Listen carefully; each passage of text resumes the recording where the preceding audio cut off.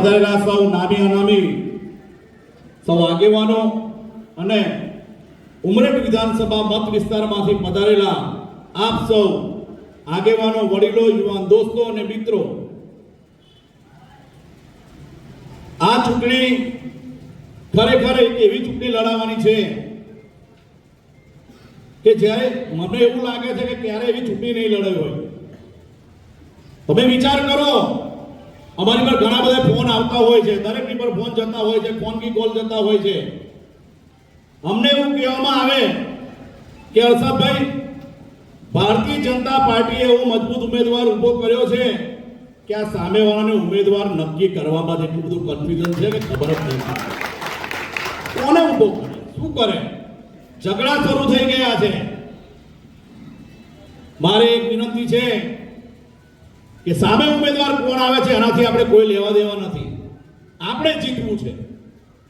અને આ ચૂંટણી એકલો હર્ષદ નથી લડતો, આપણો ભાઈ, આપણો દીકરો બનીને હું હર્ષદ એકલો નથી લડતો. તમે આ બેઠેલા બધામાં મારો આ અંશ છે. હર્ષદ એ તમે જ હર્ષદ છો. તમારે આ ચૂંટણી લડવાની છે, તમારે. એટલે વધારે કઈ કહેતો નથી, કઈ સમય ઘણો બધો થઈ ગયો છે, બીજા બધા બોલનારા છે.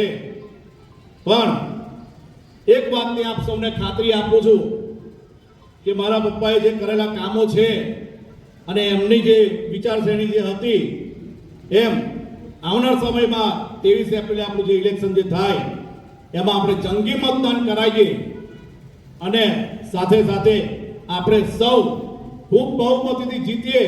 જીત આપણે એવી આપવાની છે કે પછી ઉમરેઠ વિધાનસભામાં, નગરપાલિકામાં, તાલુકા જિલ્લાની પંચાયતની ચૂંટણીમાં કોઈ ટિકિટ લેવા સામે વાળો વ્યક્તિ ઉભો ના થવો જોઈએ, એવી લીડ આપવાની છે આપણે.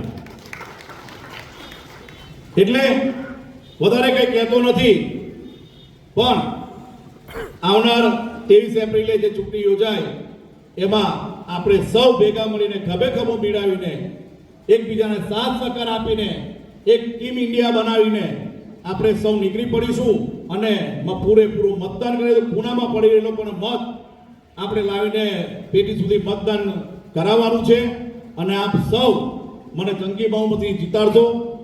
એ બદલ આપ સૌને એક વિનંતી કરવા આવ્યો છું. અને આપ સૌ આજે આ કાર્યાલયના ઓપનિંગમાં અમારી સાથે સહભાગી બન્યા, આપનો કિંમતી સમય કાઢી અહીંયા આગળ ઉપસ્થિત રહ્યા, એ બદલ હું અમારા જિલ્લાની ભારતીય જનતા પાર્ટી ટીમ વતી અને અમારા ભાજપ પરિવાર વતી આપ સૌનો હૃદયપૂર્વક ખૂબ ખૂબ આભાર વ્યક્ત કરું છું. જય હિન્દ, જય ભારત.